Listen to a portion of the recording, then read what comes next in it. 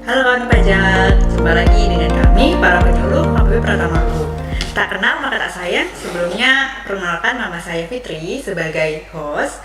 Dan di sini saya nggak sendiri. Kebetulan saya ditemani oleh para penyuluh KPP Pratama Group juga.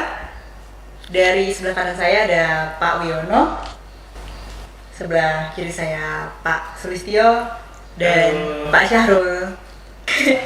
Kita berempat kali ini akan membahas sesuatu yang cukup sering untuk didiskusikan ya, cukup sering untuk dibahas, banyak yang bingung juga. Jadi makanya kita akan membawakan topik ini. Kira-kira ada yang tahu nggak kawan pajak di rumah? Mungkin sudah, Mungkin belum. Iya. Oke. Ini sebelum kita masuk ke podcastnya, kayaknya kita harus pantun terlebih dahulu ya untuk membuka ya. Boleh dibaca cakap-cakapnya bapak-bapak? Boleh. Jalan-jalan ke pasar Simpong, Cakep. dapat gurita dan cumi-cumi.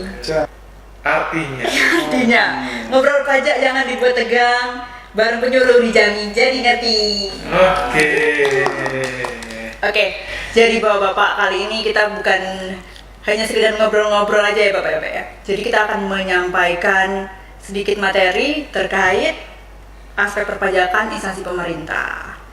Nah, kemarin kalau nggak salah bapak-bapak ya Pak Syahrul dan Pak Wiono sudah mengadakan podcast yang terkait dengan instansi pemerintah ya bapak ya. Iya, Kemarin itu kalau nggak salah membahas PPh pasal 15 4 atau 4 ayat 2 sampai 15 dan 15. Nah, kali ini kita akan membahas masih bersambung juga dengan podcast yang kemarin, tapi berkaitan dengan PPh pasal 22, pasal 23 dan PPN.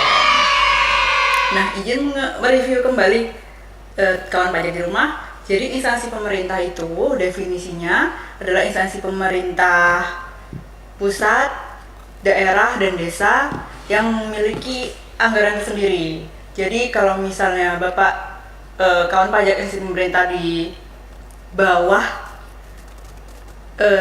tidak punya anggaran sendiri, misalnya di bawah dinas pendidikan seperti sekolah, di bawah dinas kesehatan seperti puskesmas, itu kan termasuk subunit. Jadi jangan panik Mbak Ibu kalau misalnya belum punya NPWP dan nggak bisa punya NPWP memang, karena memang tidak punya anggaran tersendiri, akan menginduk ke dinas yang bersangkutan.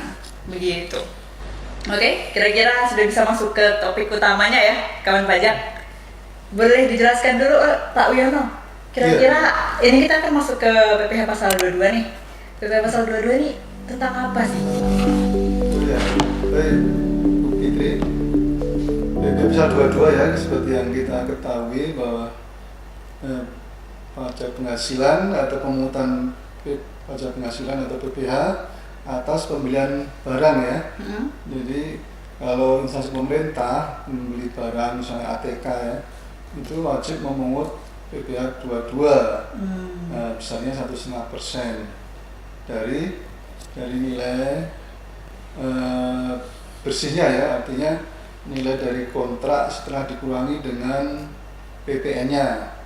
Nah itu yang nantinya dikenakan PPh 22 1,5%. Oke. Iya. Jadi PPh pasal 22 itu terkait dengan pembelian barang ya Bapak ya? Betul. Pembelian barang apapun yang diperlukan oleh instansi pemerintah. Iya, Yang paling sering biasanya ATK. Ya, paling sering. Pembelian barang seringnya apa lagi ya Bapak ya? Mungkin komputer, laptop. ya. Kalau pertanian biasanya pupuk kayak gitu ya Pak ya? Tergantung keperluan instansi pemerintahnya. Pokoknya kalau pembelian barang itu akan masuk ke PPh pasal 22 dengan tarif sebesar 1,5%. Ini penting untuk kawan pajak ketahui. Kemudian kalau batas bayar dan lapornya Bapak, PPh pasal 22 ada nggak tuh?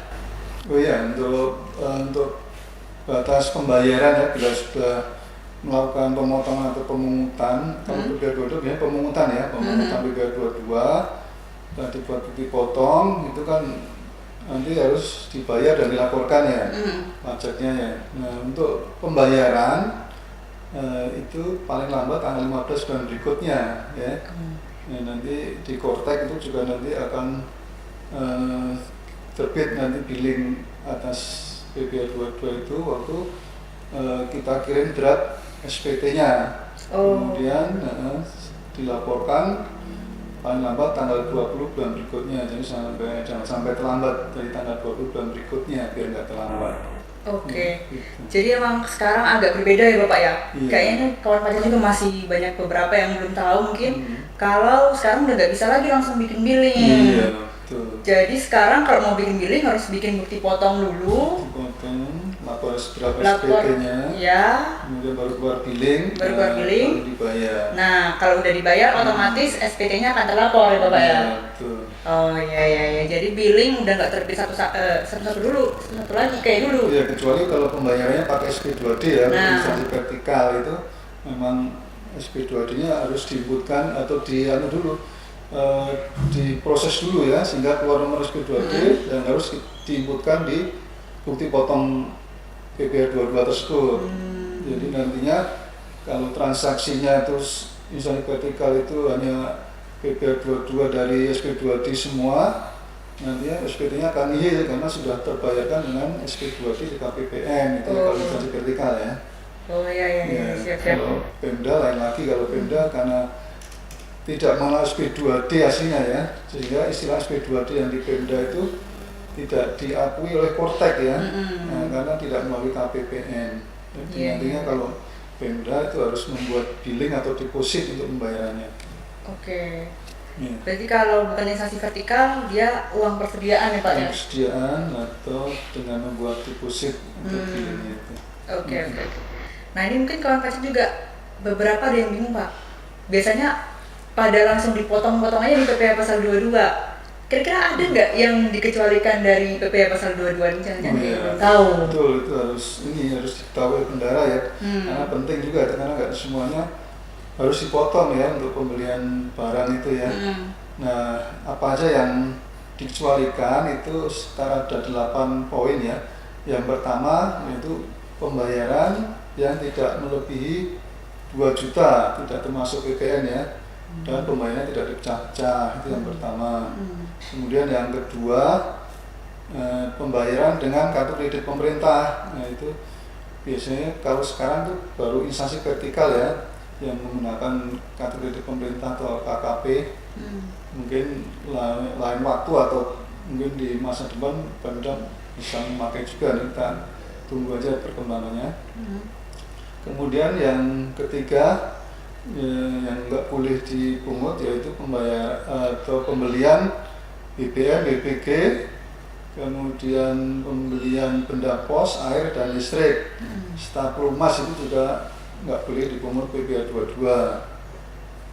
Terus kemudian yang keempat pembelian gabah dan beras itu juga tidak dipungut PPh 22-nya. Kemudian berikutnya pengusaha yang memiliki dan bisa memberikan fotokopi surat pernyataan dan surat keterangan ya, terutama untuk pengusaha UMKM ya, yang diatur dalam PP 55/2022 itu juga tidak boleh dipotong PPh 22, namun nantinya bisa dipotong dengan pajak yang lain ya, yang tadi misalnya dia bisa menyampaikan surat keterangan, dipotongnya dengan PPh pasal 4 ayat 2 final ya, sebesar 0,5%. Nah, namun yang untuk yang surat pernyataan dia sama sekali tidak dipotong, namun dibuatkan bukti potong nihil, ya, tetap dibuat bukti potong namun nihil. Ya, terus kemudian yang berikutnya yang tidak boleh dipungut apabila wajib pajak memiliki surat keterangan bebas atau SKB. Nah, itu juga tidak dipungut. Terus kemudian pembayaran dana bos juga, dana bos, dana BUP pendidikan lainnya ya, itu juga tidak dipungut PPh 22. Dan yang terakhir yaitu pembayaran yang melalui mekanisme uang persediaan yang pembeliannya melalui pihak lain dalam sistem informasi pengadaan yang telah dipotong PPh pasal 22 oleh pihak lain tersebut. Biasanya dipotongnya lebih kecil nih, 0,5% aja nih sama pihak lain atau marketplace. Ya, mungkin itu Mbak Fikri. Ternyata cukup banyak yang dikecualikan ya Pak ya. Dikecualikan cukup banyak, 8 poin yang Iya. harus diingat. Jadi penting ya untuk kawan pajak supaya tahu kalau misalnya nggak semua transaksi ini akan dipotong PP pasal 22. Nah, PP pasal 22 kira-kira udah cukup lengkap ya kawan pajak. Selanjutnya kita akan beralih ke PPh pasal 23 nih. PPh pasal 23 kita akan bertanya selanjutnya ke Bapak Syahrul. Boleh dijelaskan Bapak, PPh pasal 23 ini membahas tentang apa?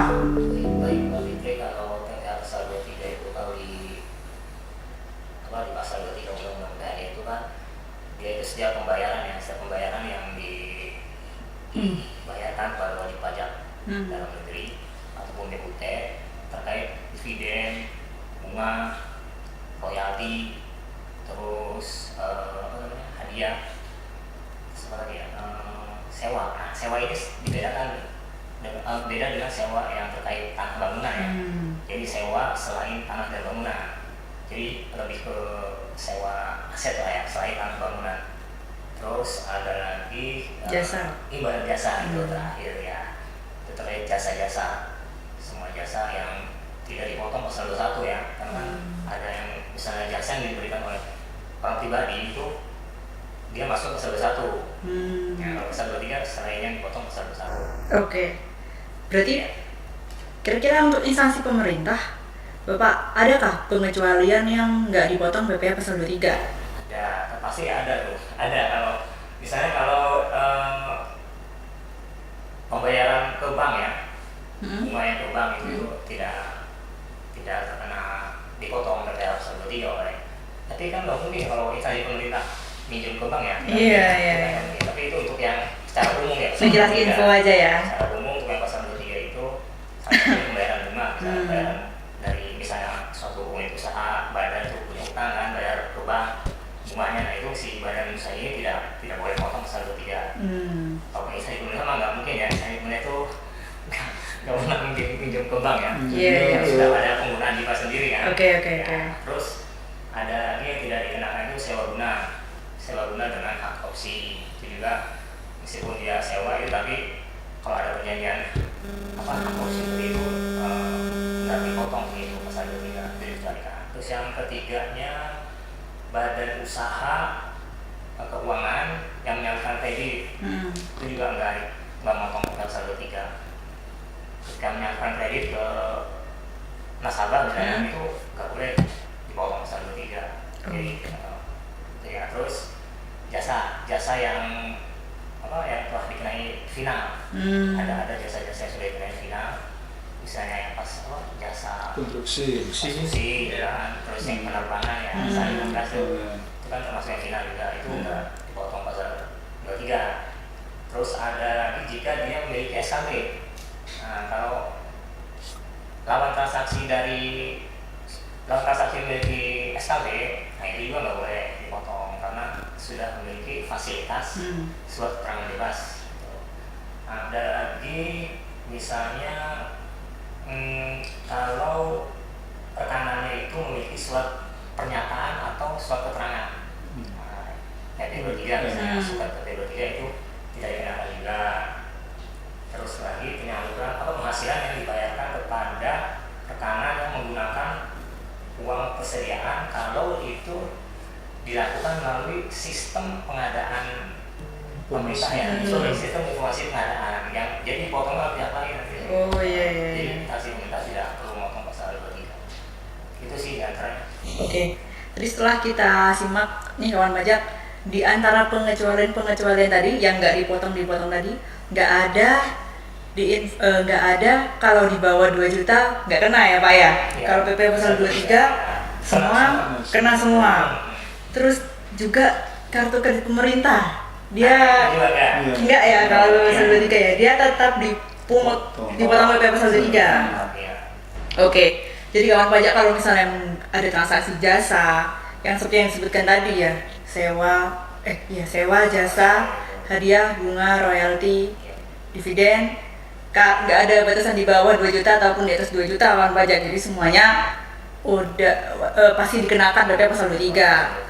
Nah, cuman ada perbedaan tarif ya Pak ya. Kalau bunga, dividen, royalti 15%. bunga, dividen, royalti, hadiah 15%. Sedangkan sewa, ini sewanya sewa selain tanah bangunan ya. Dan jasa itu hanya 2%. Kira-kira tadi ada beberapa nih yang termasuk PP pasal 23. Tapi ada perbedaan tarif ya Pak ya antara bunga, hadiah, dividen dan royalti, kemudian dengan sewa dan jasa. Kira-kira boleh jelaskan lebih lanjut Pak terkait tarifnya dan kenapa itu berbeda? Kalau yang bunga, dividen, royalti, kalau nggak gampangnya DDR ya DPRH, dividen, royalti, hadiah itu kan 15%. Nah itu kan apa ya kayaknya tiba-tiba dia ngomong. Iya. Ada Tidak- bayaran bunga. Tidak pakai usaha. Iya. Nggak pakai usaha Tidak ya. ada usaha. Itu karena kita naruh uang aja ya Pak ya? Iya. Terus kalau yang itu kan sewa, nah, ini dia ada yang ada perlu Effort ya. Iya, jadi Untuk sepertinya sih itu ya. Jadi bedakan Jasa. 2% dan ya 5%. 15% dan 2%. Oke. Kalau pakai usaha dia lebih kecil ya potongan pajaknya, cuma 2% dibandingkan dengan bunga dan teman-temannya tadi yang 15% cukup besar memang. Tapi yang pasti sih karena udah di undang-undangnya. Iya, itu kan kuasa kita ya Bapak-bapak ya. Betul, betul. Oke, kayaknya ini kurang satu lagi. Betul. Kapan batas bayar dan lapornya? Belum Bayar jelaskan. dan lapor itu terkait batas pembayaran itu sekarang udah diubah ya. Kalau dulu kan ada perbedaan tuh ya. Iya. Ada yang tanggal 20, ada yang tanggal 10 dulu. Nah ini terkait ini termasuk pemotongan pemungutan ini sama sebenarnya dengan pasal 22 juga tadi sama. Dia harus bayar paling lambat tanggal 15. Lapornya, lapor tidak ada perubahan, tetap tanggal 20 paling lambat. Seperti itu. Oh. Nah kalau bayar itu kalau misalnya dia jatuh di hari libur, dia mundur tuh. Oh. Jatuh temponya. Betul ya, di tempat Mundur atau maju? mundur. Nah, sekarang Hari mundur, berikutnya. sekarang mundur. Mundur. Di hari kerja berikutnya, Pak. Hari kerja Ya. berikutnya. Oke, sebuah info tambahan untuk kawan pajak di rumah ya. Oke, berarti udah cukup lengkap nih yang UPH pasal 23 kawan pajak. Udah bisa beralih ke bahasan selanjutnya yaitu terkait PPN. Nah, ini sekarang kita akan bertanya kepada rekan sebelah saya Pak Sulistyo. Boleh dijelaskan terkait PPN nih Pak Jo, tentang apa ya? PPN. PPN itu adalah singkatan dari pajak pertama nilai.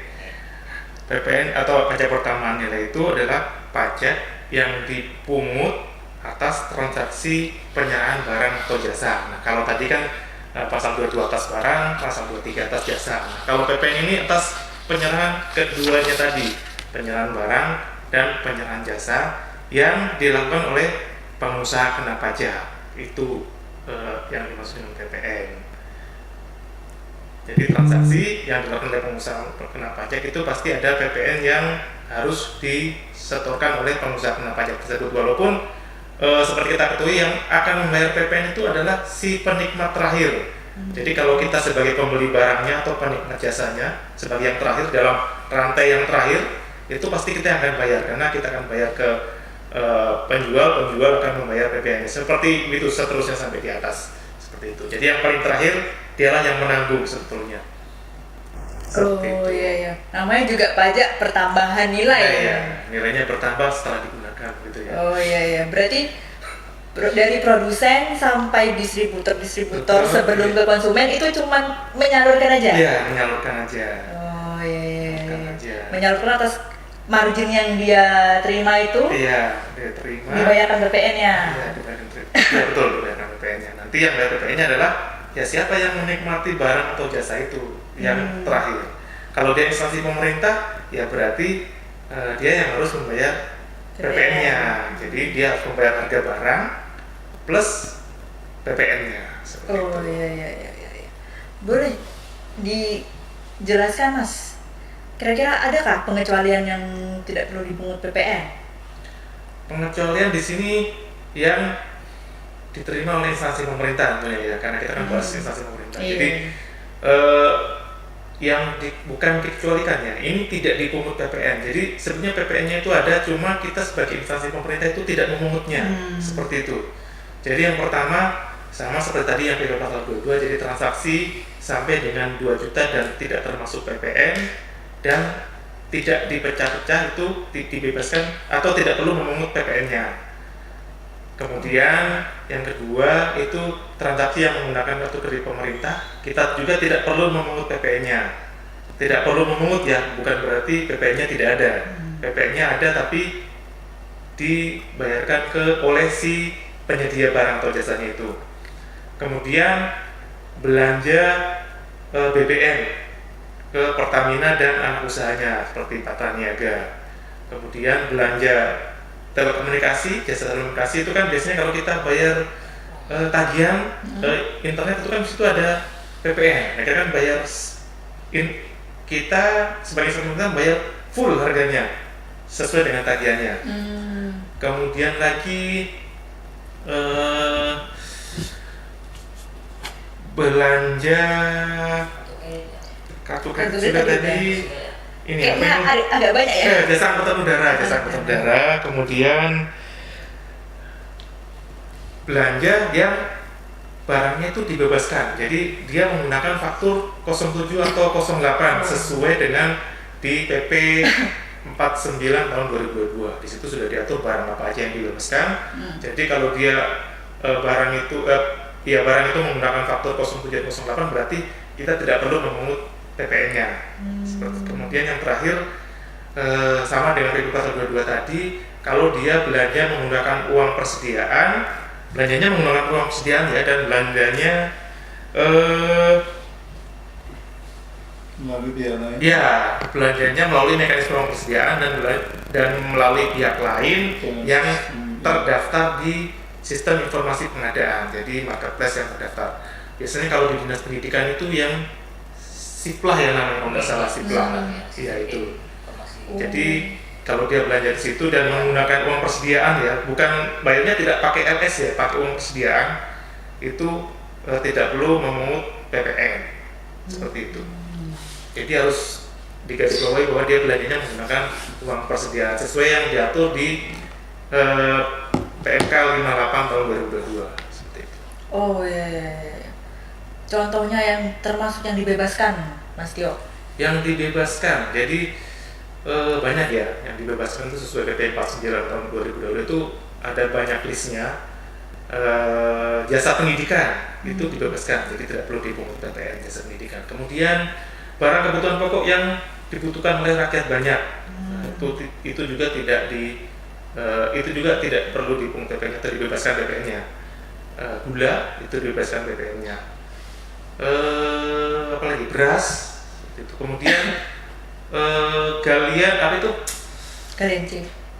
Ya, galian C termasuk pokoknya yang menggali langsung dari sumbernya. Contohnya batu bara, terus galian C, ya begitu. Pokoknya yang menggali langsung dari sumbernya itu tidak dikenakan PPN. Seperti itu. Untuk lebih rincinya ada di PP 49 tahun 2022. Oke. Berarti ini agak harus kita highlight sedikit ya. Kalau di bawah 2 juta itu tidak perlu dipungut PPN. Tapi bukan berarti nggak ada PPN-nya, Bang Pajak. Ada, tapi yang mungut adalah rekanannya sendiri, setor sendiri dia. Dan setor sendiri. Jadi kita bayar full ke rekanan. Jadi instansi pemerintah membayar full sesuai harga plus PPN-nya. Kalau nilainya di bawah 2 juta rupiah. Oke. Ya, jangan dipecah-pecah ya. Jangan nih 2 juta selama 1 bulan. Sengaja. Nggak boleh. Sama kayak pasal 22 tadi ya. Itu nggak boleh dipecah-pecah. Kalau dipecah-pecah berarti tetap harus bayar. Iya. Seperti itu. Oke. Kemudian kira-kira kalau sekarang nih aturan terbaru perhitungan PPN kayak gimana tuh Mas Tio? Perhitungan PPN itu tarif efektifnya masih sama 11% walaupun di Undang-Undang HPP mulai tahun 2025 itu harus 12%, tapi setelah adanya PMK terbaru itu hitungannya efektifnya tetap 11%. Nah, untuk membuat faktur pajaknya tadi kan hitungnya tetap 11%, tapi kan di Undang-Undang itu tetap 12%. Makanya di PMK-nya itu menggunakan DPP-nya itu menggunakan DPP nilai lain. Jadi nilai lain ya, dari bukan nilai sebenarnya. Iya, sebenarnya pakai nilai lain hitungannya. Nah, kalau di fakturnya Kalau kita membuat faktur pajak berarti dari DPP-nya itu kita kali 11/12 dulu supaya hasilnya sama. Waktu DPP-nya dikali 11%, PP-nya berapa, kemudian DPP nilai lain dikali 12% hasilnya berapa, itu harus sama. Iya. Gitu. Terus juga ini kayaknya perlu diketahui juga oleh kawan pajak, instansi pemerintah biasanya nilainya berupa pagu ya, pagu yang udah include pajak-pajaknya. Betul. Nah, itu DPP beda dengan pagu kalau begitu ya kawan pajak ya? Ya betul, DPP beda dengan pagu. Jadi kalau kita mau nyari DPP, maunya transaksi kita 10 juta nih, sudah 10 juta itu sudah include dengan PPN, berarti kita harus nyari DPP-nya terlebih dahulu. Untuk mencari DPP biasanya kita menggunakan rumus nilai kwitansinya kita kali 100, kita bagi 111, itulah dapat DPP. Jadi untuk menghitung PPH-nya kita pakai nilai itu, tapi untuk menghitung PPN-nya karena PP-nya 12%, kita harus cari DPP nilai lain dulu. Dari DPP itu kita kali 11/12, jadi baru dapat DPP. Walaupun kalau dari DPP itu kita kali 11%, nanti hasilnya akan sama dengan DPP nilai lain tadi hasilnya, seperti itu. Oke, jadi jangan bingung ya kawan pajak ya. Intinya pagu itu nilai DPP ditambah PPN. Betul sekali. Ya. Oke. Kemudian perbedaan antara misalnya nih saya instansi pemerintah, kalau saya bertransaksi dengan non PKP dan dengan PKP, boleh dijelaskan Mas Tio? Baik, terima kasih. Jadi ini mungkin sudah perdebatan yang sangat lama ya, mungkin sampai awal 2025 lah, akhirnya ada penegasan dari DJP bahwa kalau instansi pemerintah itu bertransaksi baik dengan PKP maupun tidak dengan PKP, wajib memungut PPN, seperti itu. Jadi untuk instansi pemerintah tidak seperti dulu ya. Kalau dulu kan kalau dia PKP kita pungut PP-nya, kalau tidak di PKP tidak ya. Nah sekarang setelah ada penegasan yang terbaru, berarti semua transaksi dalam instansi pemerintah baik dengan PKP maupun tidak dengan PKP itu wajib dipungut PPN-nya, walaupun nanti kode billingnya akan berbeda, seperti itu. Berarti kira-kira kalau misalnya kode billingnya itu dengan non PKP apa? Supaya kawan pajak juga tahu nih. Nah, jadi untuk membuat kode billingnya nih, kode billing. Jadi kan umpamanya nih ada satu instansi pemerintah belanja dengan PKP. Kita dengan PKP dulu ya. Dengan PKP berarti dia akan mengecek di sistem Portek itu di faktur pajak masukan. Setelah memang betul ada faktur pajak yang dibuat oleh rekanannya, dia akan membuat SPT masa PPN sesuai dengan masa fakturnya. Ya. Setelah itu akan tercreate kode billing sesuai dengan nilai terutangnya. Jadi nanti kode billingnya itu pasti akan 411, 211, 910. Itu untuk instansi pemerintah yang bertransaksi dengan pengusaha kena pajak atau PKP. Nah, kalau dia bertransaksi bukan dengan PKP, maka dia bisa langsung membuat kode billing 411, 211, 108 dari layanan mandiri kode billing di Cortex. Jadi tidak perlu lagi mengecek pajak masukan dan membuat SPT, tapi bisa langsung membuat billing. Tapi yang dipastikan bahwa lawan transaksinya itu bukan PKP, seperti itu. Berarti pertama kali kita harus pastikan dulu kawan pajak rekanannya ini PKP atau bukan. Betul. Kalau misalnya dia PKP, ya berarti dia harus cek pajak masukan. Jangan lupa ketika membuat faktur, PKP-nya itu harus membuat kodenya 020.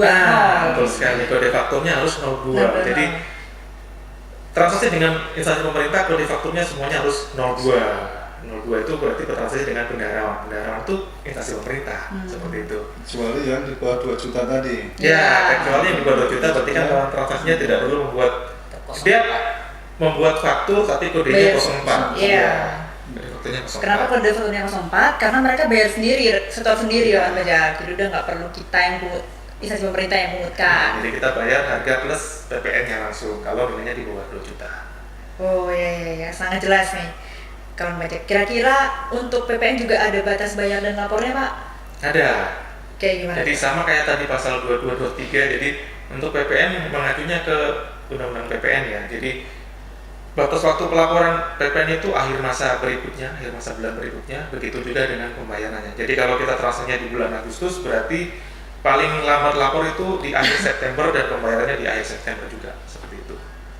Di Oh. akhir bulan berikutnya. Sama ya, lapor dan bayar. Lapor dan bayarnya sama. Oh iya. Ini izin saya tambahkan sedikit ya. Mungkin kawan pajak di rumah juga ada beberapa yang bingung terkait perbedaan konsep pemotongan dan pemungutan nih kawan pajak.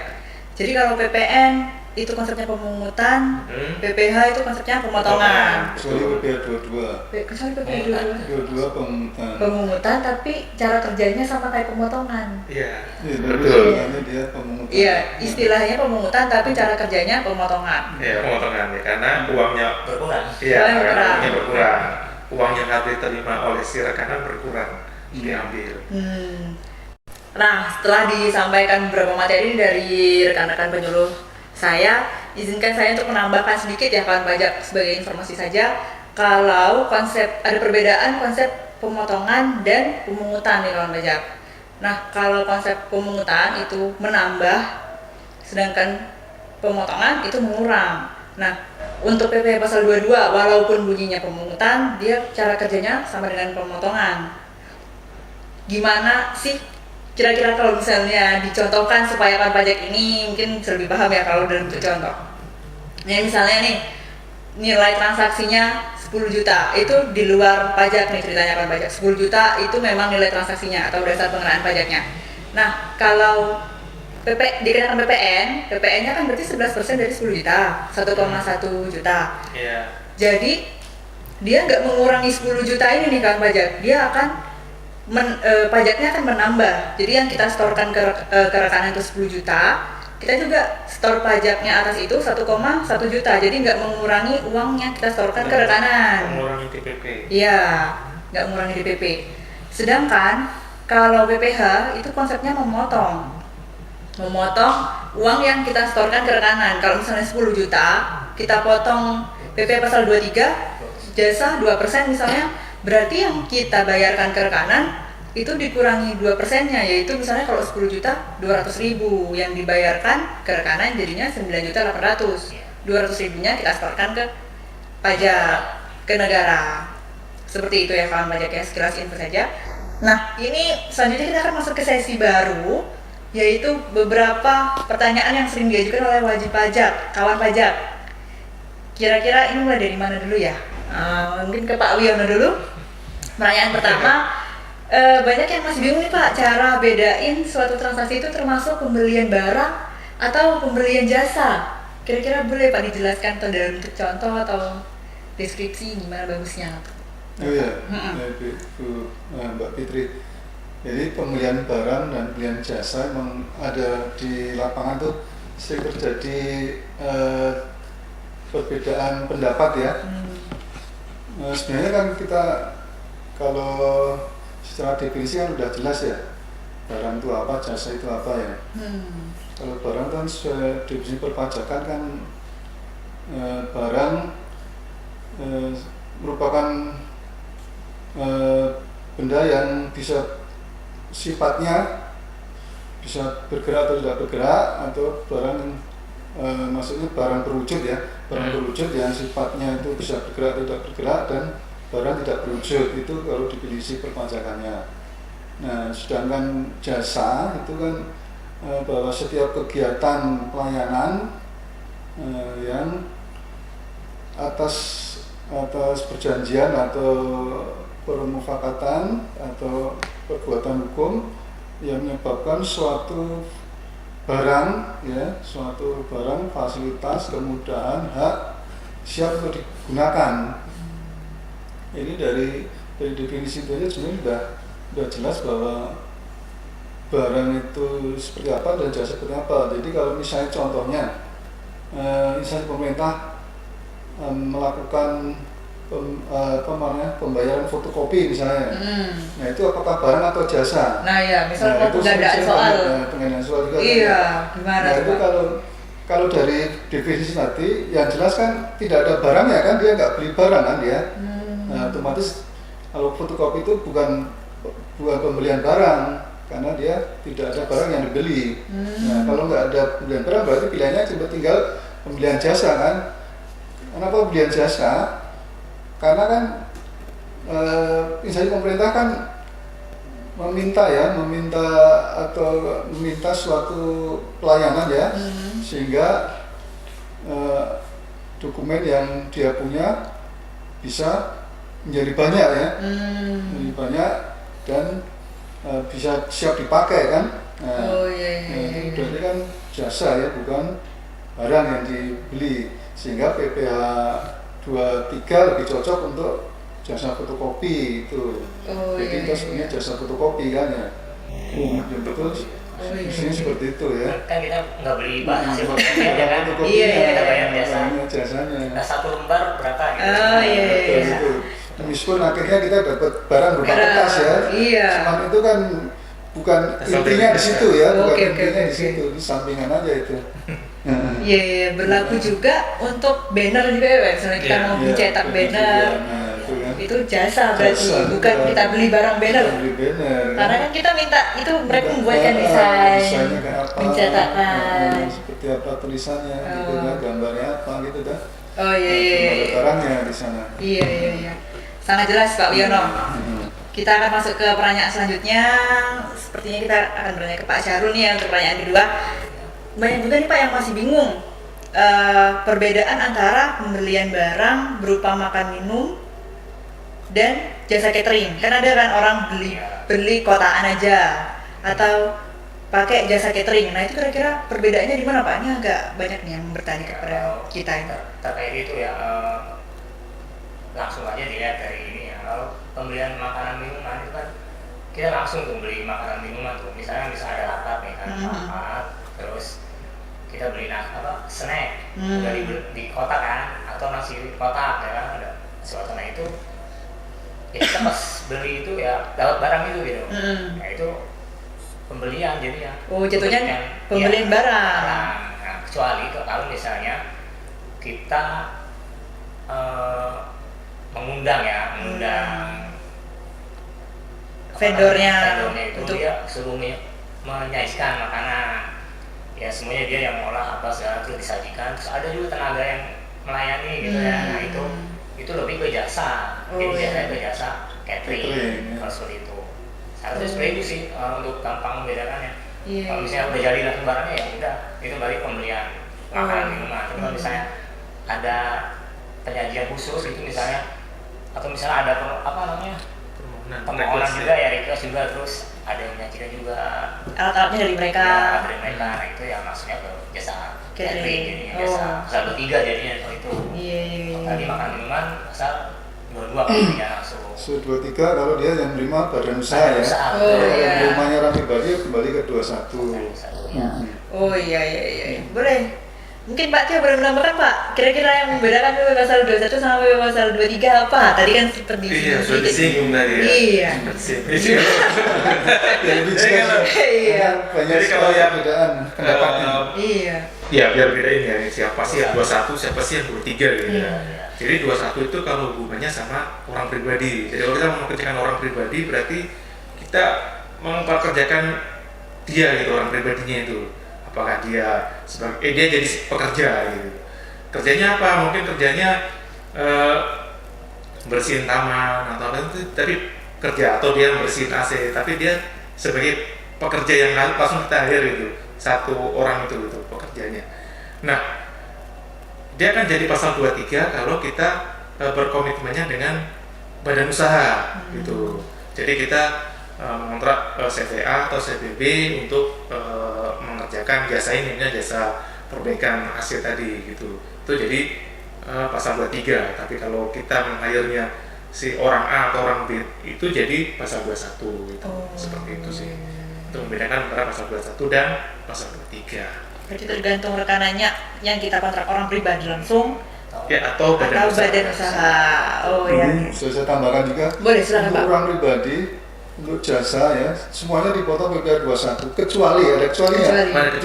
Untuk sewa atas harta. Nah, itu tetap sewa atas harta tetap di PPh orang pribadi ya akan masuk ke PPh 23, maksudnya yang kayak mobil, kayak betul. Jadi kalau 23 kalau tanah dan bangunan kan masuk ke final ya, atas final, atas asetnya ya kan, iya. atas asetnya ya, bukan atas orangnya gitu Orangnya. ya, bedanya itu sih ya. Iya. Betul. Oke. Sangat lengkap ya penjelasan tambahan dari bapak-bapak ini. Kemudian ada lagi nih pertanyaan nih Pak Wiono. Banyak yang masih bingung. Sudah gimana ya? Karena dari aplikasinya mereka, ini pemerintah ini kadang-kadang tarifnya ini berbeda nih Pak dengan yang ada di Cortex. Iya. Kayak kenapa bisa terjadi perbedaan itu dan kayak gimana nih yang betulnya sekarang? Iya, itu perbedaan ini sepertinya karena ini ya, karena perubahan NPWP ya, yang sebelumnya NPWP 15 digit jadi NPWP 16 digit atau NIK itu ya. Iya. Nah itu yang sering membuat perbedaan. Jadi Bapak Ibu ketahui, kawan baca ketahui bahwa sejak diundangkannya Undang-Undang HPP ya, yaitu tahun 2021 itu NPWP khususnya orang pribadi itu menggunakan NIK ya, nomor induk pendudukan ya, yang di KTP itu.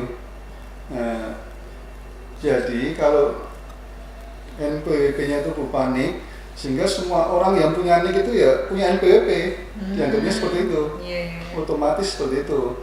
Nah kalau di sistem misalnya di sistemnya dinas itu masih belum mengakomodir itu, seharusnya segera diperbaiki karena di undang-undang sudah berubah ya, kemudian ditegaskan lagi di PMK 112 dan 136 itu menyatakan bahwa pihak lain itu sudah harus memakai NIK atau NPWP 16 digit itu sejak 1 Juli 2024.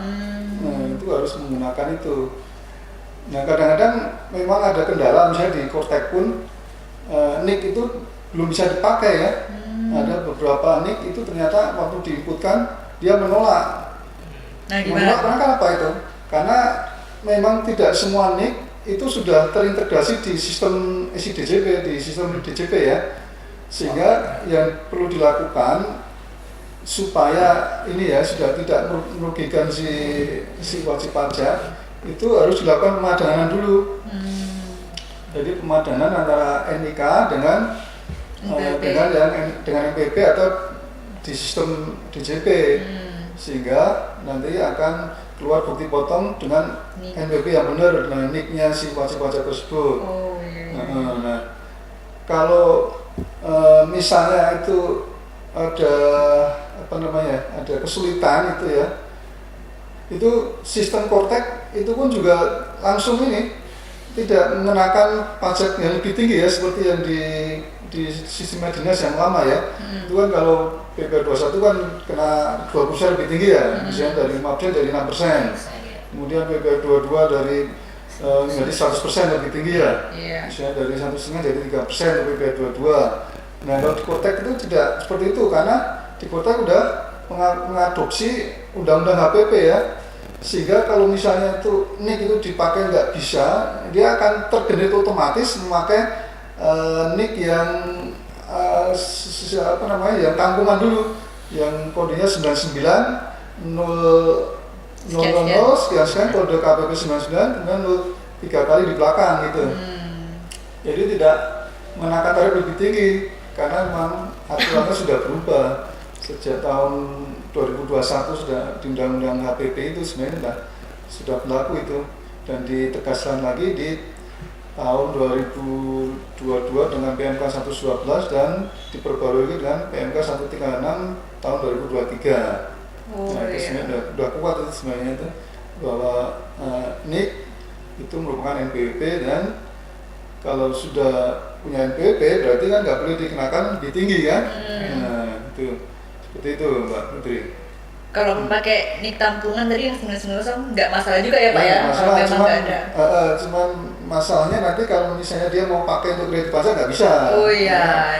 NPWP-nya nggak tercantum di bukti potong. Iya. Dia bukti sendiri. Mungkin sedikit menambahkan aja ya, biar tidak ambigu. Jadi karena seperti Pak Wiono bilang tadi bahwa semenjak NIK itu diberlakukan menjadi NPWP, berarti semua warga negara Indonesia itu pada dasarnya punya NPWP. Hanya saja status di sistem kita itu, di sistem DJP itu ada yang sudah aktif dan ada yang belum. Makanya kalau kita membuat bukti potong dan dia NPWP-nya tidak keluar namanya waktu kita mengklik NIK-nya, itu berarti dia belum, NPWP-nya belum aktif. Jadi solusinya ada dua, apakah dia mau didaftarkan NPWP atau dia pakai NPWP sementara, itu saja sih untuk membuat bukti potongnya. Jadi kalau dia memang sudah layak untuk ber-NPWP, berarti tinggal didaftarkan NPWP-nya, baik secara langsung lewat Fortes atau bisa datang ke kantor pajak terdekat. Tapi kalau memang belum, ya berarti pakai NPWP kampung aja terlebih dahulu. Oke. Jadi harus sudah dipadatkan kalau gitu mah ya. Iya. Bukan dipadankan. Jadi kalau dipadankan itu dia sudah punya NPWP tapi belum dipadankan ke NIK, itu dipadankan. Tapi kalau dia belum ber-NPWP, berarti kan kalau NIK-nya kita ikut belum ber-NPWP, berarti kan dia belum terdaftar NPWP. Seperti itu. Oh iya. Daftar NPWP pun ada yang hanya registrasi dan ada yang diaktifasi ya. Iya, Oh, betul. iya. Supaya bisa, kalau bisa digunakan NPWP-nya. Seperti itu. Biar bisa muncul nick-nya. Betul. Oke. Ada pertanyaan terakhir nih yang sering ditanyakan oleh kawan pajak. Kira-kira ada nggak sanksi kalau kita itu terlambat bayar atau terlambat lapor? Sanksi terlambat bayar, terlambat lapor. Sesuai undang-undang KUP atau undang-undang PPN itu ada. Kalau dulu di undang-undang KUP itu kan ada pasal 21, 22, 23, 4 2 itu kan dulu dilapor masing-masing ya dulu. Nah sekarang kan untuk PPH itu selain pasal 21 itu digabung jadi satu, jadi PPH unifikasi, yaitu dendanya 100.000 per bulan kalau tidak melapor. Terlambat lapor. Iya, kalau tidak melapor atau terlambat lapor itu denda 100.000. Iya. Kemudian pasal 21 kalau tidak melapor atau terlambat lapor di 100.000 juga. Nah kemudian untuk PPN itu dendanya yang paling besar ya, dendanya itu 500.000 kalau terlambat melapor atau tidak melapor, seperti itu. Oh, iya. Jadi jangan sampai nih kawan pajak harus sangat diperhatikan ya untuk tenggat waktu pembayaran dan pelaporannya tadi jangan sampai terlewat. Jadi sebelum tanggal 15 ya untuk PPH untuk penyetorannya, dan sebelum tanggal 20 untuk pelaporannya, dan untuk PPN sebelum akhir bulan berikutnya untuk bayar dan lapor. Oke. Kayaknya udah cukup ya kawan pajak ya, kita udah menemani sekitar 1 jaman nih. Sudah sangat lama ya ternyata ya kita berbincang-bincang. Semoga penjelasan yang tadi cukup jelas ya kawan pajak.